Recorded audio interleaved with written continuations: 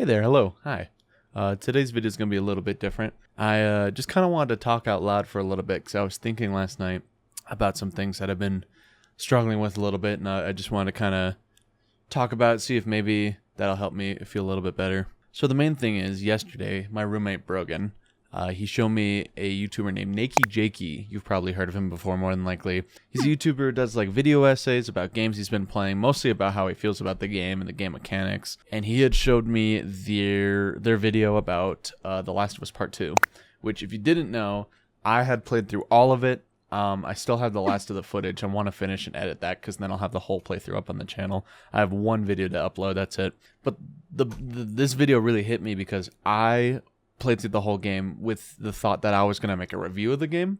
If you didn't know, I have a second channel called Nerdtendo. I like to make reviews and essays about all the games I'm playing about, specifically Mario 64 currently. That's my big one.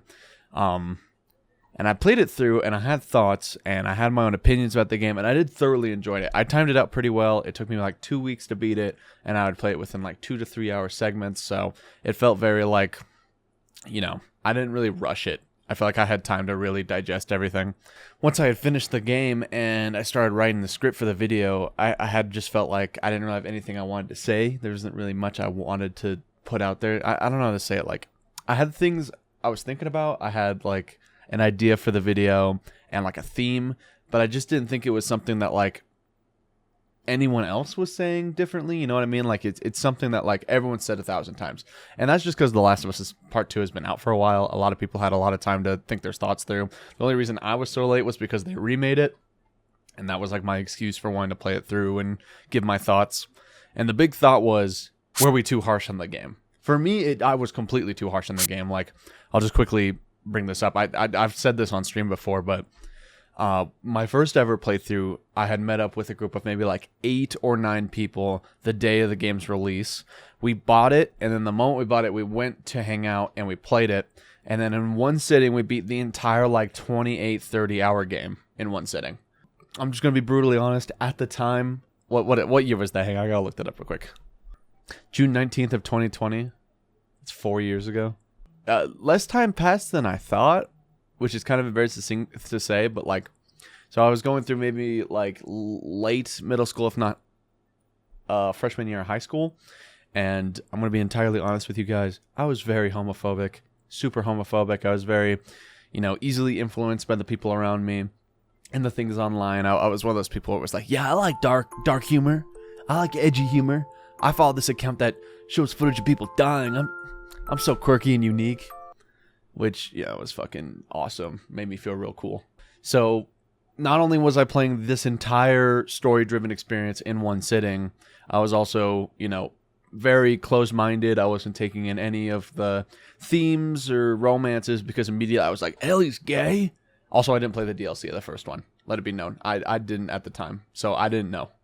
So I was just like, Ellie's gay? A character I like is gay? In this day, in modern day. And not only was there like the close-mindedness and the staying up late, it was stuff like, I don't know, we didn't really grind the weapons or the upgrades. We just were like, okay, our objective is to get from here to here. Let's just run. And if we die, we will try again until we've run through all them. So near the end of the game, it was so hard. Like, it was obnoxiously hard because we didn't upgrade nothing. We didn't find any of the secrets. Like, it was just bare bones. Like, the weapon you start with, we had at the end of the game. There was also a point where in the story when Abby switches, I had played most of the playthrough. I had played up until maybe like an hour into Abby's playthrough. And at that point, it was very late at night and we had been playing for so long. So I was like, okay, I'm going to take a nap. And I let Brogan play. And Brogan played up until they exit the island. So pretty close to when Abby's playthrough ends. And that's when I woke up and took over. And then I beat the rest of the game from there. So not only did I experience it by missing like a huge portion of the character with Abby, but also I was just like, I don't give a shit what this game has to say. I just want to beat it because I want to beat it in one sitting. Like, that was my mindset. After the game, everyone was asleep. It was just me. Like, I had stayed up, game ended. I remember I had to wake up AJ because AJ fell asleep maybe an hour before I beat the game, and I was like, AJ, this was so bad. Oh my god, this was so bad. So when I heard it was being remade, I was like, okay, this is the perfect chance to go through it again, be very open-minded, and let myself experience it. The game, the way the developers wanted me to experience it, not the way I kind of forced myself to experience it last time. And so, yeah, I played it through, loved every second of it. I didn't have a single issue with it. I love the game. Like, let me just get that out of the way. I love the game. But when I was writing the review for it, I just felt like I just didn't know what I was saying was very interesting. You know what I mean? Like, why wouldn't you just watch the Nakey Jakey video? You know what I mean? Because it's like, sure, I have my own perspective, but I feel like my perspective isn't unique enough to really make a video about. So, I don't know. I wrote like half that script and just kind of threw it away. I didn't know what to do.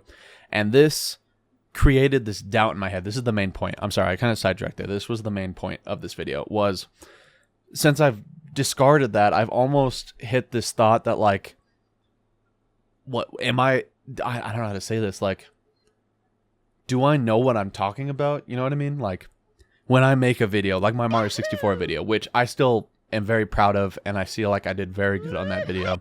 But my main thing is like, do I personally feel like I have the rights to talk about something and feel like I'm giving like, an interesting standpoint, and I'm like, telling it how it is. Because one thing also was like, when I was watching the Nakey Jakey video, we have differing opinions, of course, but one thing was he was very good at explaining his opinions, and by the end of it, I almost felt like I had played a different game. You know what I mean? Like, he was so well at making that video. That video is amazing. I highly recommend watching it if you haven't. So well written. But by the end, I was almost like conflicted with myself, because I was like, well, yes, I played the same game through, and I have my thoughts. I almost felt like there were some themes and stuff that went over my head. So if I would have made that video, what all would I have gotten wrong? I guess I say wrong. I'm not too sure what wrong means. I don't know. So yeah, I haven't uploaded on the Nerdtenda channel. Hang on, let me check. It's been 5 months since my last Nerdtenda video, which is when I played and reviewed Help Wanted 2, which I'm still happy with this video. I think every video I've released on Nerdtenda I've been happy with. There's none of those videos I'll look back and go, about... Okay, sorry, I got my camera figured out. I just realized it was super blurry.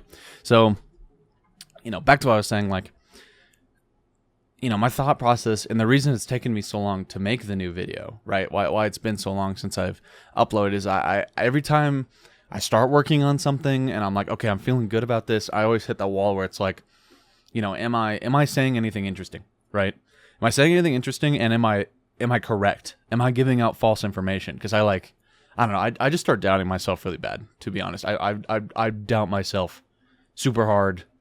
And I feel like I shouldn't, but also, if I released a video like that, I would be upset if I looked back and went, damn, I was so wrong about this. You know what I mean? Especially with how long and, how much effort it takes to make those videos. Like, that Super Mario 64 video was like 4 days of constant editing to finish. So, it would really suck if I put all this effort into like an hour-long The Last of Us Part 2 review, and, it just ended up being like, what the fuck is this guy talking about? Like, what? I don't know. This has just been running through my head recently. I thought it would be a good idea to just kind of run it off my chest real quick and maybe write it down, like video journal style. I look up to like YouTubers like Moist Critical and stuff, because I feel like I love their content, and the content you've been seeing recently from me has kind of mirrored this. But the big thing was I took a big break.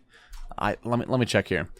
The spacing between my It's Time for Change video and the Fencing Fields video was 4 months, 3 months, 3 months. So there's a 3 month span where I didn't upload, and my biggest wall I hit was like, what is worth uploading? That was another thought I had. Trying to get into another side tangent here, but what is worth the effort to work on and edit and upload?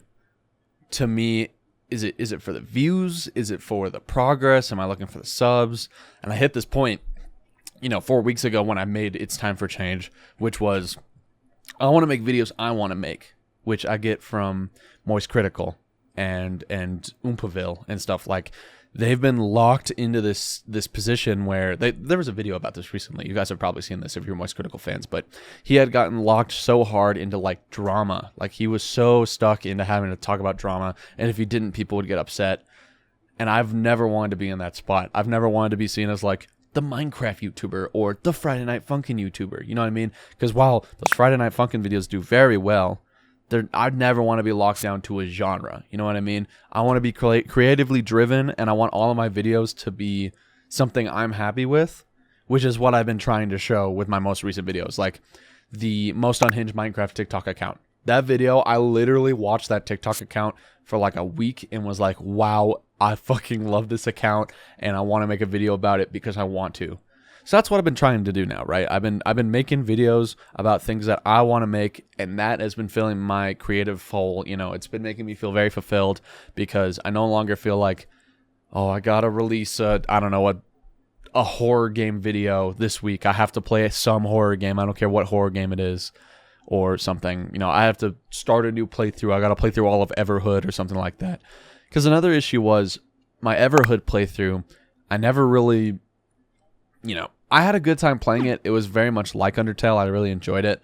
But near the end, the point I got to in the playthrough before I stopped, it just got very uninteresting in my opinion. Like, we had finally hit the part where it's like the genocide or whatever part of it, like the genocide version. But it just ended up being like, I don't know. I genuinely lost interest, and I think the gameplay mechanics weren't super cool.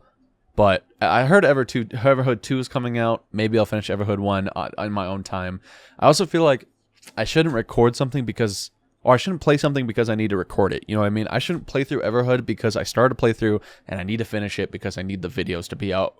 Because at the end of the day, I feel like recording it made it worse because I feel like I'm a better person at enjoying a game like that when I'm by myself. I think I have a better time playing a story-driven RPG like Undertale or Everhood or Earthbound when I'm playing by myself and I can keep my thoughts in my head and the voices in my head. You know, I'm not good at voicing characters. I've tried for years, but it just ends up being the same voice, just higher or lower. You know, side tangent, complete side tangent. But I've been working on these videos and I'm very happy with them. I'm glad I get to make these videos because they're very fun, and I never hit a point where I'm like, man, I kind of don't want to make this video, because they're all videos I've wanted to make since the beginning. The moment I had the thought and I went, I want to make a video about it, bam, I started working on it.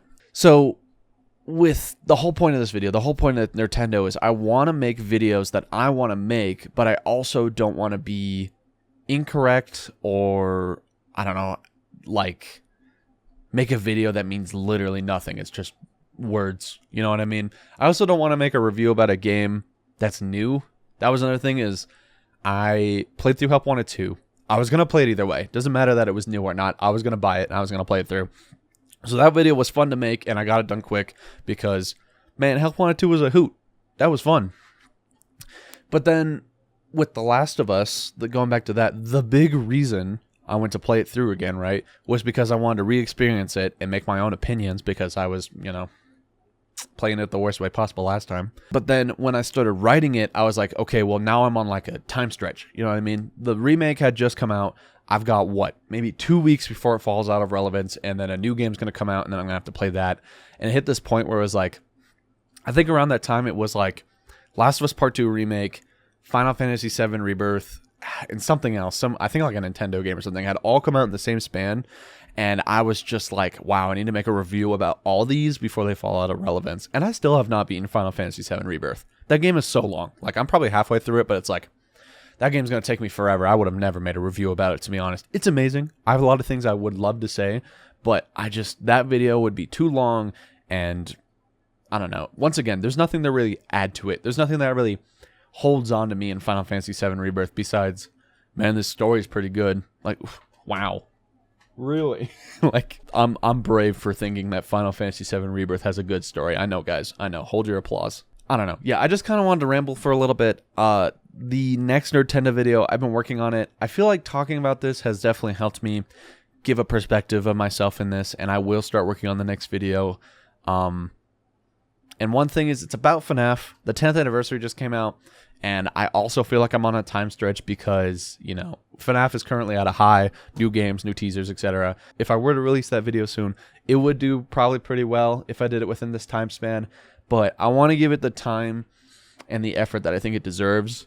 So for now, up until I feel like I have something to say about a new game, I will continue to do with what I did with the Super Mario 64 video, which is I'm just going to talk about a game or series that has affected me and how this game has like affected my memories and the way I've developed as a person, which I think FNAF has a lot to do with me growing up, especially around the era it came out. So I feel like I have a lot to say about that. That isn't like, am I right or wrong? It doesn't matter. It's literally my memories. Like, I'm not right or wrong when I'm just talking about my experiences.